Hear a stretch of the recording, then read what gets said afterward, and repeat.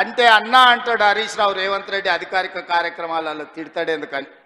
ఆయన ఇవాళ మాట్లాడుతుంటే చంద్రశేఖరరావు గారంట తెలంగాణ జాతిపిత అంట. మిత్రులారా ఇట్లా మాట్లాడితే ఇంకా నేను ఏదో ఒకటి అనకపోతే ఎట్లయితుంది మీరు చెప్పురు. జాతిపిత గురించి మీకు తెలుసు కదా. ఆ జాతిపితకు మందు వాసన పడుతుందా? గుజరాతుల్నే బంధు పెట్టించింది అవునా? ఆ జాతిపిత గాంధీ ఆశ్రమాలలో ఉన్నాడు, నిరాడంబరంగా ఉన్నాడు. మరి ఈ జాతిపిత వాసన లేకుంటే నిద్ర లేస్తాడా? ఆ జాతిపిత ఎక్కడా? ఈ జాతిపిత ఎక్కడా? ఆ జాతిపిత ఎక్కడో చిన్న చిన్న దళిత వాడల్లో జీవితం గడిపితే 100 ఎకరాల ఫామ్ హౌజుల్లో ఈ జాతిపిత గారు ఉన్నారు. ఈయన జాతిపిత ఎట్లయితాడని నేను అడుగుతున్నా. అసలు పోల్చుకోవడానికన్నా పొంతన ఉండాలి కదా.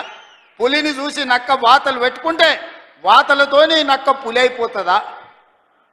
జాతిపిత అంటే ఎవరు? కొండ లక్ష్మణ్ బాబూజీ జాతిపిత. జాతిపిత అంటే ఎవరు? ప్రొఫెసర్ జయశంకర్ జాతిపిత. ఏ పదవి లేకుండా సర్వం త్యాగం చేసి ఈ దేశం కోసము, స్వతంత్రం కోసము, తెలంగాణ రాష్ట్రం కోసం సర్వం దారబోసిన కొండ లక్ష్మణ్ బాపూజీనో ప్రొఫెసర్ జయశంకర్ తెలంగాణకు జాతిపిత అవుతాడు తప్పితే నోరు తెరిస్తే అబద్ధాలు చెప్పేటోడు, తెలంగాణ రాష్ట్రాన్ని దోసుకున్నాడు, 100 ఎకరాల ఫామ్ హౌజులు కట్టుకున్నాడు, 1,00,000 కోట్ల రూపాయలు సంపాదించుకున్నాడు, టీవీలు పేపర్లు పెట్టుకొని అబద్ధాలను విషప్రచారం చేసేటోడు తెలంగాణ జాతిపిత ఎట్లయితాడని తాటి చెట్టులాగా పెరిగినాయని నేను అడుగుతున్నా.